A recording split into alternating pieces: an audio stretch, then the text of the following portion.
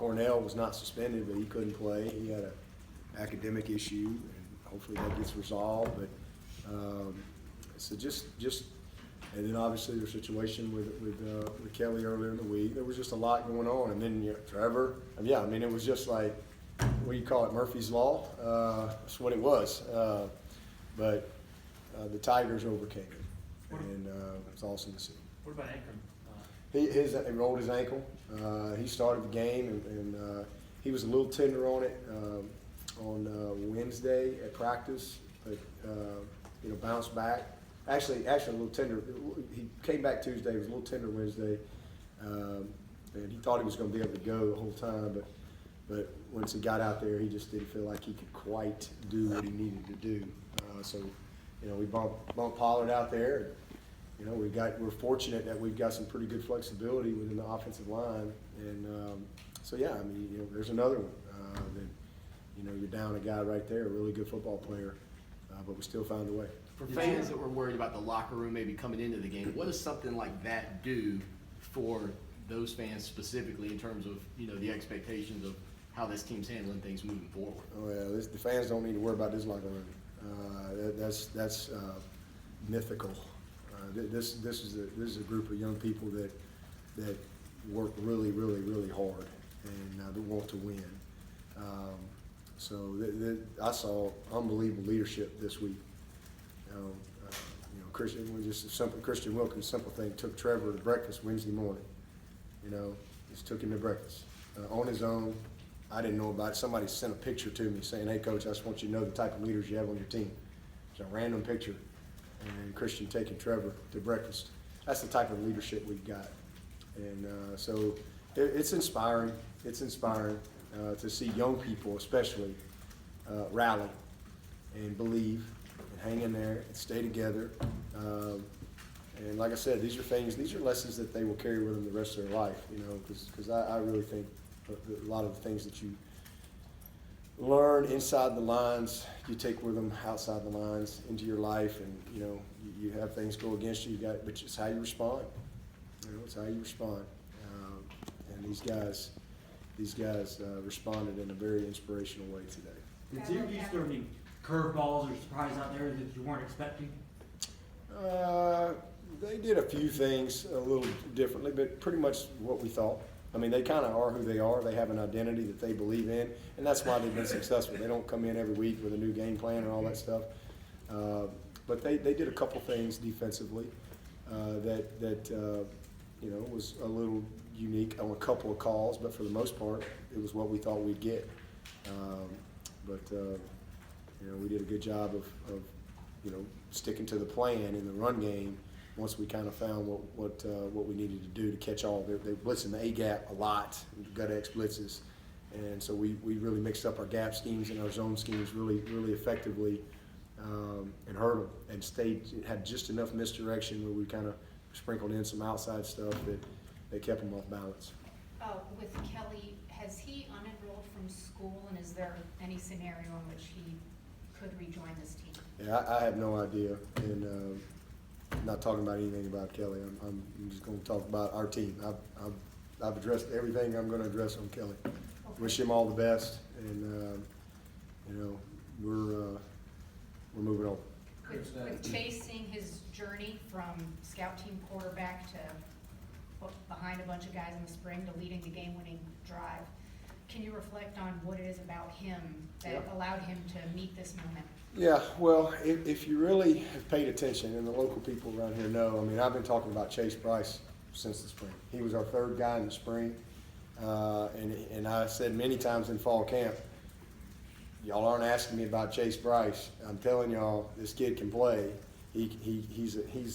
I said from the get-go, I said, I think we have three guys that we can win the league with. And that's now we got two. And we got to figure out at least get a half of another to be ready. But so I'm not surprised. I mean, but he hasn't had to go do it. So that's that in the long run.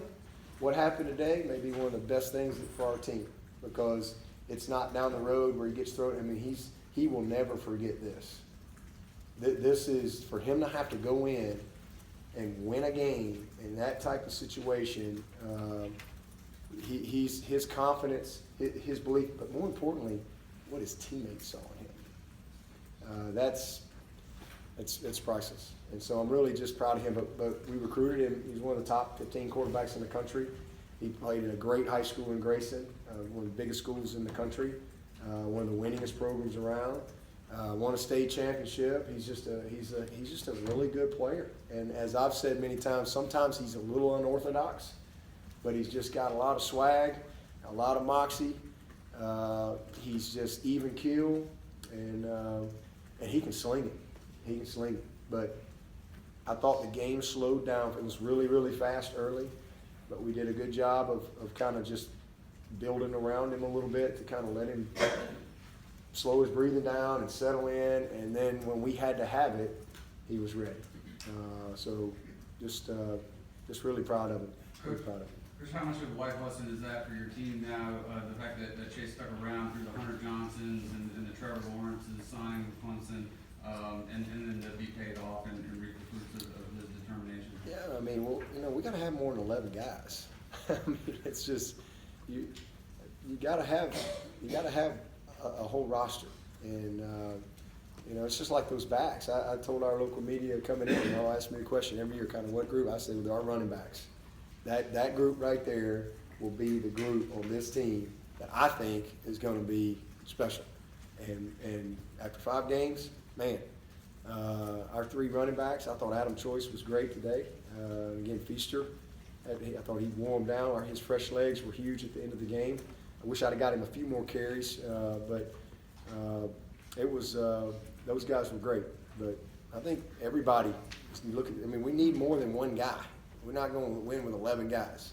So everybody's got to be ready. And Chase is a guy that redshirted last year, put a lot of work in. He's worked hard to develop, to prepare for this moment. And I'm just tickled to death to be able to build off of this. Because like I said, you think he's going to stroll around campus on Monday with his chest stuck out? That's pretty cool.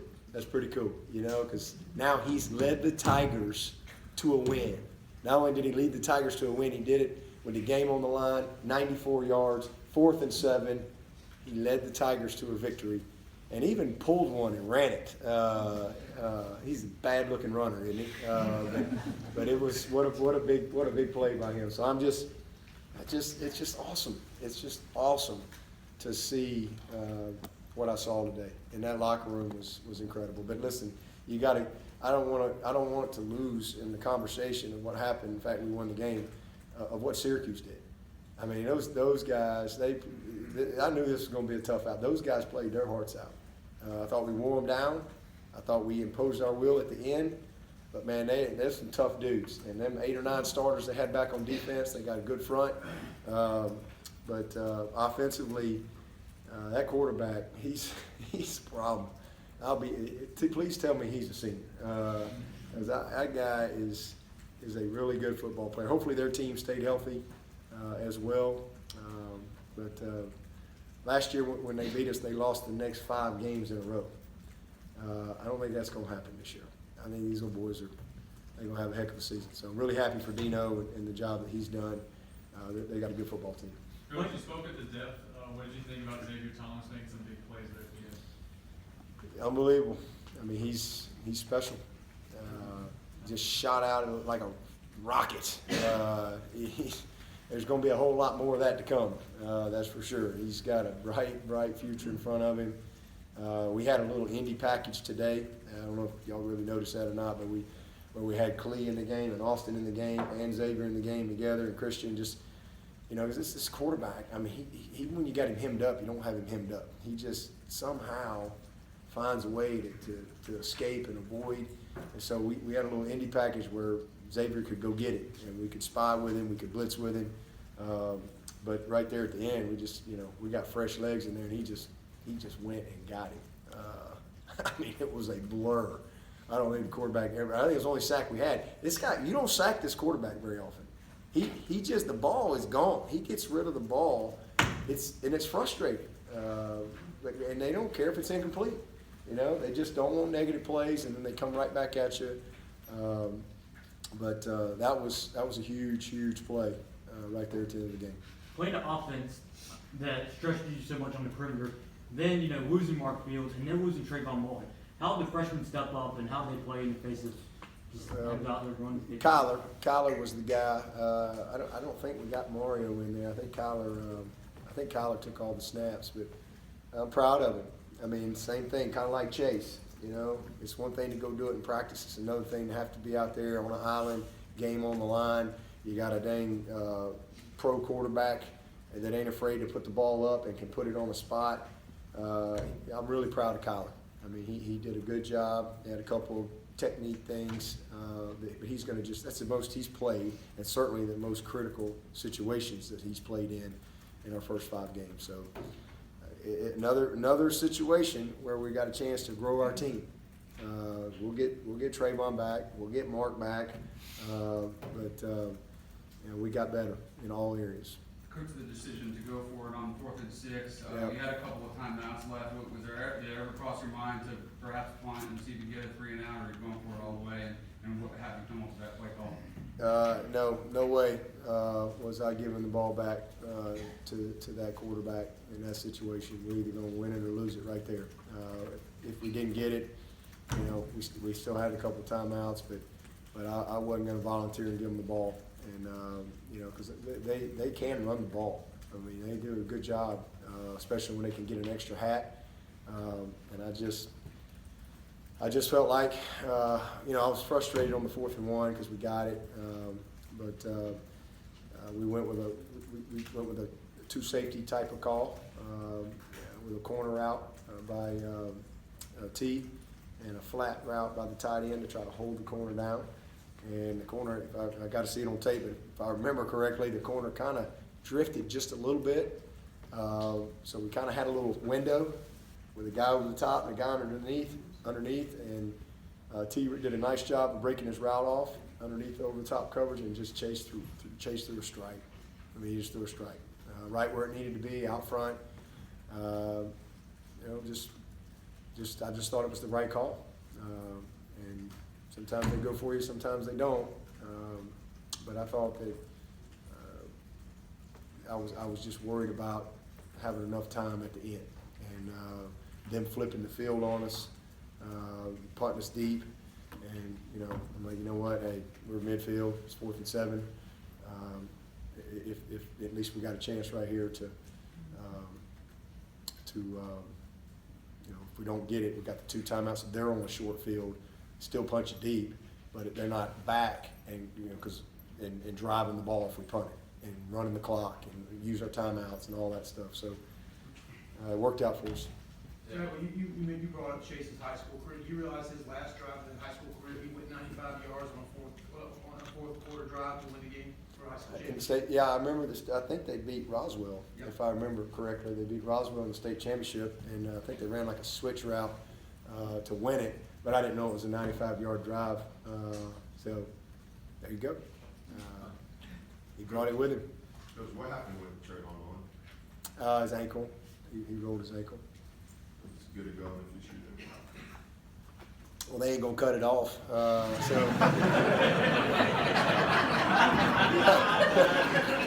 don't think you're gonna amputate it. So he should be back at some point.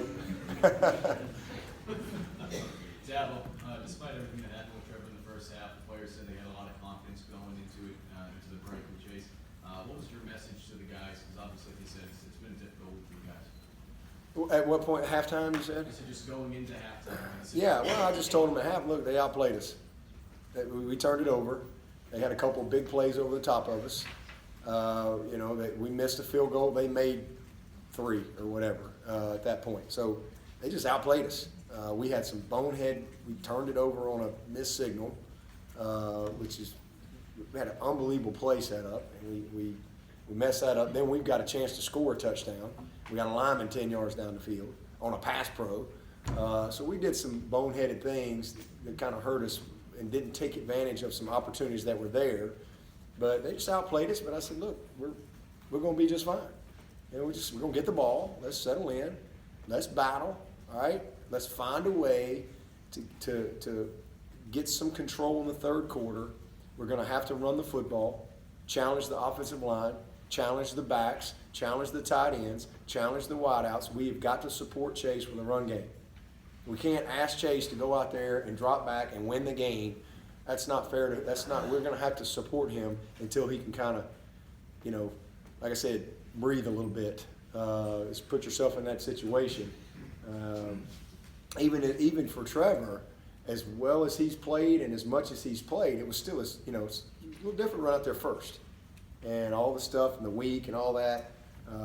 So I just kind of told him to hang in there. Listen, we're gonna be fine. All right, we'll find a way to win it in the fourth quarter. So nobody panic. We still got everything we need to win the game. We got to get a turnover. We got to find a way to get a turnover. AJ got that turnover. We ended up getting some points off of that. So Renfro probably had maybe the biggest catch of the game on a third down. All right, so we got points off of that. That was an unbelievable catch that he had. Just somebody's just step up. Just hang in there. All right. Nobody said it was going to be easy. That's a good football team. We got it. We got to contain the quarterback better, and just hold them out. And again, our defense did an awesome job in the second half outside of turnover that we gave them a short field on. I'm guessing that back in the spring when you talk about Chase Bryce being able to win for you, you Yep. weren't thinking fifth game of the 2018 season? Well, no, I wasn't. But I felt like that if it was a situation where he had to be the guy, he will. You might take some lumps at some point or early, if but at some point he's going to settle down like I see out here at practice. I've seen him. I've seen him in practice. I've seen him go right up against our defense and make great throws and make good decisions. He understands. He's got confidence in everything. So that's what I meant by that. That doesn't mean he's going to walk out there and look like Joe Montana the first time he takes the field. I mean, but he's going to settle in, and he's going to figure it out, and he can do it. Just like any other freshman, they got to grow a little bit, and I thought he grew a lot today. This is huge for our team. Again, I hate that we had to, go through all the drama and Trevor got knocked out, but in the long run, this might be one of those defining moments for our team. Coach, you talked about adding and building to that momentum that you guys have had Yep. the previous 4 games. How does a win like today set the tone for the rest of the season? Well, I think it's we'll see. Time will tell, but I think just the belief, firming that up in the players, believing in the other players, our offensive line, knowing that we can run the football the way we ran the ball today. That's the main thing. I mean, when you can run the ball, when everybody's trying to stop you from running it, when you can run the football effectively like that, there's just a mindset that comes with that. And I think that's the biggest thing that we can take out of this game is we were able to support a young quarterback with 293 yards rushing when everybody knew we were going to run it. And so that's huge. And then we all know our defense and what they bring to the table. Hopefully we can continue to stay healthy there. But the biggest thing is just, I think, the belief that the players will see in all of their teammates, especially these young quarterbacks.